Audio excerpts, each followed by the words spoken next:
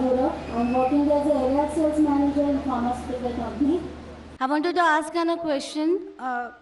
जो 5 टाइम की नमाज बोली गई है वो अलग अलग वक्त पे इंसानी जहन और जिस्म पर क्या क्या इफ़ेक्ट डालती है या क्या क्या असर करती है, और ये नमाज का तरीका उसको भी आप थोड़ा सा एक्सप्लेन करिए जो साइंटिफिकली बैकग्राउंड हो. Thank you.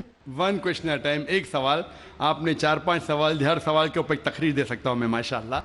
बहन ने सवाल किया कि नमाज 5 वक्त है, क्यों है, उसके क्या असरात है, क्या फ़ायदे हैं, किस तरीके से पढ़ना चाहिए. हर सवाल पे एक तकरीर कर सकता हूँ.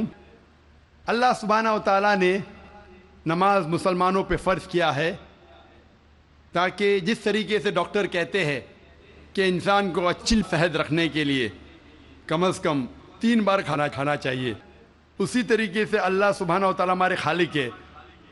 अल्लाह ने कहा है कि कम से कम 5 बार नमाज पढ़ो. इतनी बुराइयां हैं, इतनी गलत चीज़ है. और मैं तकरीर किया हूँ सलाह द प्रोग्रामिंग टुवर्ड्स राइचियसनेस. सलाह किस तरीके से इंसान को सही रास्ते पे रखती है. तो सही रास्ते पे रखने के लिए हाई चांसेस है, हाई पॉसिबिलिटीज है, इम्कानात है कि हम इतनी बुराई देखते हैं, we can get deprogram. तो रीप्रोग्राम करने के लिए कम से कम 5 वक्त ज़रूरी है इंसान को नमाज पढ़ने के लिए. इसके क्या फ़ायदे हैं? कई सैकड़ों फ़ायदे हैं. वक्त की किल्लत होने के वजह से चंद फ़ायदे बयान करूँगा. We can give a lecture only on the scientific benefits.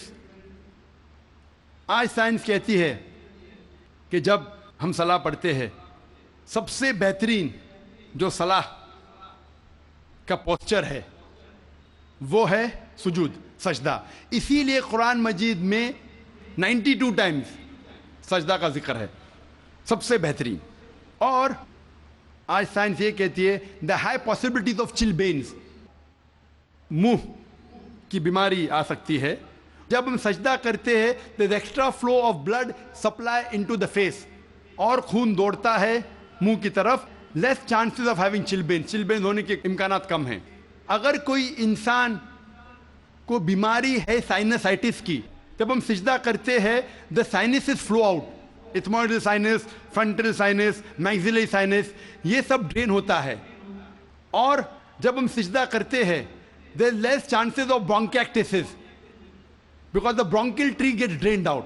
उसके बाद आज साइंस ये कहती है आमतौर पर जब हम सांस लेते हैं सिर्फ 2/3, 2/3 हिस्सा, 2/3 एयर एक्सेल आउट होती है, हम बाहर फेंकते हैं, और 2/3 एयर नहीं लेते हैं. 1/3 air is called as residual air. जब हम सजदा करते हैं एब्डोमिनल विसरा, जो पेट के जो आज़ा है, वो डायफ्राम को प्रेस करते हैं. डायफ्राम प्रेस करता है लोअर लोब्स ऑफ लंग, फेफड़े को.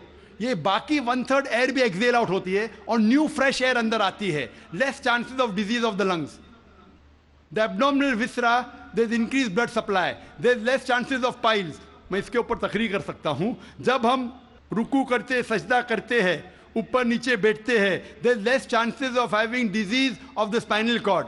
जब हम ऊपर नीचे जाते हैं the blood supply, calf is known as the external heart.